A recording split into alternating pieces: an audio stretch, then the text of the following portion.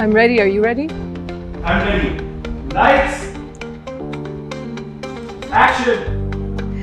Assalamu alaikum everyone. Welcome to After Hours with Ishna Shah. अगर आपने हमारा show पहले नहीं देखा तो you're in for a treat. थोड़ा different है. It's meant to make you break away from your day and just relax and enjoy yourself. आज हमारे शो में एक बहुत स्पेशल गेस्ट है, but before I introduce him, I'd like to talk about mental health. Mental health के साथ, the word mental के साथ एक बड़ी अजीब सी connotation आ गई कि कोई इंसान पागल है या वीक है अगर अपनी mental health पे फोकस करता है या करना चाहता है. Mental health is just as important as your physical health. 1940 में एक मशहूर राइटर C.S. लुइस ने कहा कि physical health ड्रामेटिक ज़्यादा होती है, फिजिकल पेन ड्रामेटिक ज़्यादा होती है, लेकिन मेंटल पेन ज़्यादा फील की जाती है.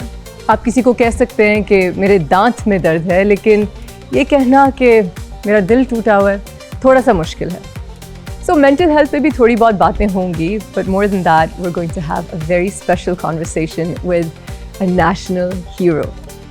ही is the winner of Sitara Imtiaz, pride of performance. He is a philanthropist. He is a national hero. He's got the record of the fastest century in ODI history.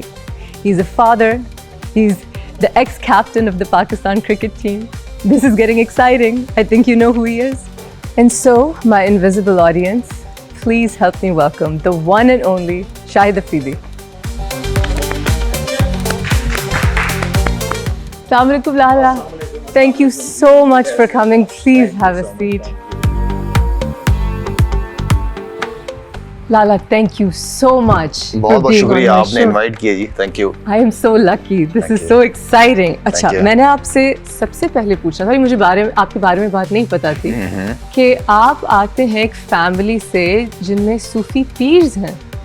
Your grandfather was a Sufi Pir, is that true? मेरे जो दादा थे वो थे political मतलब community based projects बहुत ज़्यादा करते थे, लोगों के काम बहुत करते थे. एंड देन फिर वो जब 1948-49 में जब कश्मीर गए थे वो जी. तो पूरे कबाइल को लेके गए थे वहाँ पे कश्मीर आज़ाद कराने के लिए. फिर 1949 में उन्हें गाजी कश्मीर का लक़ब भी मिला था. Okay, माशाल्लाह. I don't know किसने सोचा कि they're from a peer background. I was even surprised. नहीं, मेरे जो परदादा थे वो साहबजादा मोहम्मद इलियास साहब पीरो पठान शरीफ थे. अच्छा, माशाल्लाह. So फिर क्रिकेट से जर्नी कैसे शुरू हुई? तो क्रिकेट इसलिए कि वो चले गए जल्दी, हमें मौका मिल गया कि हम क्रिकेट की तरफ आ जाए. अगर वो ना जाते तो फिर आप भी इसी नहीं, मेरे ख्याल में ये कहूँगा कि उनकी दुआओं की वजह से लोग होते हैं, कुछ बुजुर्ग लोग होते हैं जिनकी दुआओं पे वो सिस्टम चल रहा होता है, उनकी नस्लों में जा रहा होती है वो चीज़. और तो अल्हम्दुलिल्लाह वालिद साहब का जो डिसीजन था वो बहुत इंपॉर्टेंट था, क्योंकि 69 में वालिद साहब कराची आ गए थे. अच्छा. फिर हमें 82 में कराची गांव से कराची शिफ्ट हो गए थे हम. ओके, गांव कहाँ? मैं बेसिकली आई एम फ्रॉम तेरा खैबर एजेंसी. ओके. वो डिसीजन मैं समझता हूँ कि वालिद साहब का बहुत अच्छा था कि कराची शहर ने हमारी परवरिश की है. तो कराची शहर और गांव की लाइफ बड़ा फर्क. और कराची, वो जो कराची था वो पहले ज्यादा डेवलप था, ज्यादा बेहतर कराची था कंपेयर टू अब. मैंने सुना है हालत काफी बेहतर होती है. तो क्रिकेट का आपका शौक यहाँ से फिर शुरू हुआ? क्रिकेट ऑब्वियसली इसलिए कि हमारे क्रिकेट, स्क्वॉश, हॉकी हर कोई नहीं, आई मीन कि उस वक्त तो यही थे ना, जहांगीर खान, जान शेख हमारे हीरोज थे. तो जितने हीरोज होते हैं फिर आपकी यूथ उन्हीं को फॉलो करने की कोशिश करती है. और उस वक्त हम तीनों में चैंपियंस हुआ करते थे. अब मेरे ख्याल में सिर्फ क्रिकेट रह गई हमारी. राइट. अब इंटरेस्ट पब्लिक का क्रिकेट. हाँ, क्रिकेट ज्यादा. और मैं जिस मोहल्ले में रहता था, फेडरल बे एरिया में कराची में, वहाँ पे क्रिकेट के पागल, दिन रात सिर्फ क्रिकेट. और मैं उस मोहल्ले में हमारे तकरीबन 3-4 फर्स्ट क्लास क्रिकेटर्स थे. जो हारून रशीद का नाम आपने सुना होगा, उनके सारे भाई वहाँ पे रहते थे जो फर्स्ट क्लास क्रिकेट खेले हुए थे. तो मुझे मौका मिल गया था कि मैं छोटा सा बस उनके साथ क्रिकेट खेल रहा था. उनके साथ बचपन में खेलते? डांट पड़ती थी कि सारा दिन क्रिकेट खेलते रहते? डांट क्या होती है, मार की बात कर रहे हैं. बड़ी मारें खाई हैं जी हमने क्रिकेट के लिए, बहुत मार खाई है. बहुत सारी बात है. जब दिन रात क्रिकेट, मोहल्ले में पड़ोसियों के शीशे भी हम तोड़ रहे हैं. फिर वाले साहब जब ऑफिस आते थे बस वो फिर हमें तोड़ रहे होते थे. पैशन था आपका? नहीं, क्रिकेट पे क्रिकेट पे कोई मतलब उस एज में ख्वाब ही सिर्फ वो होते थे. उस वक्त हमारे पास ये नहीं होते थे जी. तो उस वक्त सिर्फ जो ख्वाब होते थे हमारे, वो ये थे कि क्रिकेटर बनना है। मेरे पास दो ही ऑप्शन थी, एक क्रिकेट का मैंने सोचा हुआ था और एक पाकिस्तान आर्मी का। क्रिकेट का इमरान भाई को देख के बहुत ज्यादा, क्योंकि दिन रात क्रिकेट के बारे में सोचना, खाना पीना, हर वक्त क्रिकेट, और ख्वाब देखा करता था मैं क्रिकेटर बन के मैं सुपरस्टार बनाऊं और लोग मेरे आगे पीछे, ये उसी एज से देखना शुरू किया था। सही ख्वाब देखे आपने। बस उसके लिए तो फिर आपको दीवाना होना पड़ता है, उस चीज से आपको इश्क करना पड़ता है। अगर किसी चीज को आपने हासिल करना है उसके लिए तो इश्क करना पड़ता है उससे। आपकी स्टडीज नहीं इफेक्ट हुई इस इश्क से? अच्छा, पढ़ाई मैं समझे कि 5वीं 6ठी क्लास तक बहुत अच्छा था, लेकिन जब क्रिकेट के अंदर दिन रात ही क्रिकेट है तो फिर पढ़ाई किधर? तो पढ़ाई की वजह से भी मार खाई है और क्रिकेट की वजह से भी मार खाई है। काफी मार खाई। चलिए, वंडरफुल।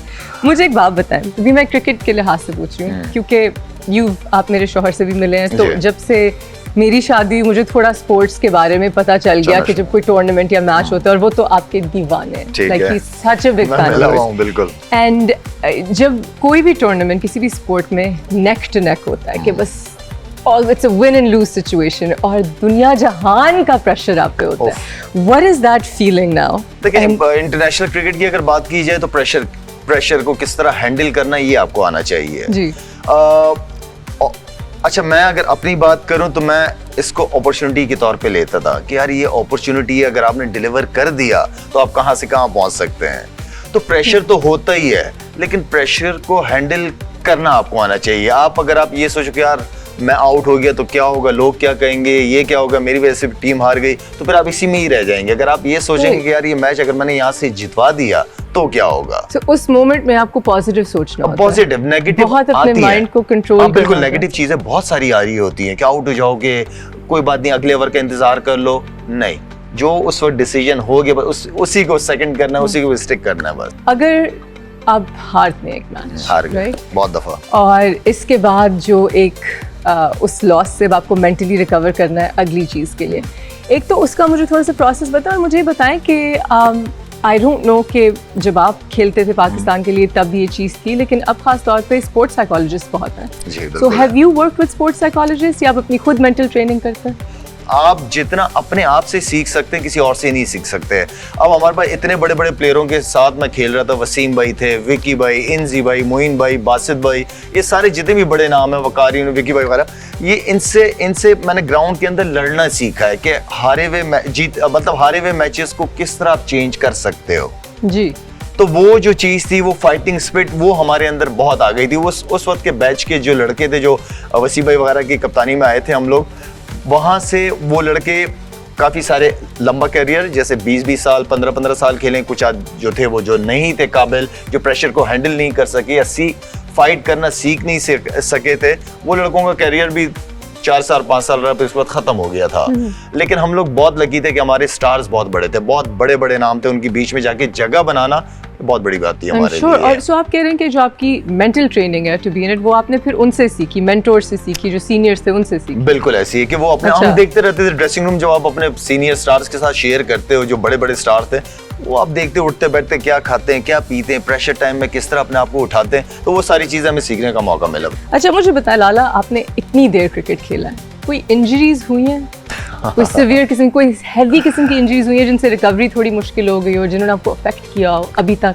मेरी क्रिकेट जल्दी छोड़ने की वजह भी मेरी लोअर बैक थी। L3, L4, L5 स्पाइनल का मेरा इश्यू था, जिसका अभी भी ट्रीटमेंट कर रहा हूँ अभी फिलहाल, क्योंकि डॉक्टर्स ने मुझे सर्जरीज का कहा हुआ था और मैं वो सर्जरीज करना नहीं चाह रहा था। मैं चाह रहा था कि रीहैब करके उसको स्ट्रॉन्ग करूँ। 20 साल मेरा करियर है, तो मैं तकरीबन कोई 10-12 साल अपनी इंजरीज के अंदर खेला हूँ।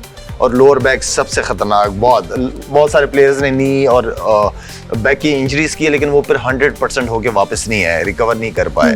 तो मैं चाह रहा कि रीहैब करके दोबारा अपने आप को इस चीज़ को करूँ। आगे भी लाइफ है, तो क्रिकेट के बाद भी लाइफ है, तो आई मीन के उसकी वजह से थोड़ा सा कह सकती हैं कि मैं इतना पेन होता था कि आंसुओं से भी रोया हूँ कभी कभार मैच में। नहीं, बिल्कुल। तो पेन किलर्स वगैरह भी, जो इंजेक्शन वगैरह लगाते थे, उससे भी कोई असर नहीं पड़ता था। मैच के बाद असल में बहुत पेन होता था। तो अभी आपकी क्या रिहैब चल रही है? अभी मैं खुद कोर की एक्सरसाइजेस कुछ आते हैं। अभी हमारे एक दूसरे दोस्त हैं, डॉक्टर हैं, इस्लामाबाद हैं, उनके साथ अभी 2 दिन पहले ये वापस आए हूँ, तो उनके साथ MRIs वगैरह दोबारा कराई हैं।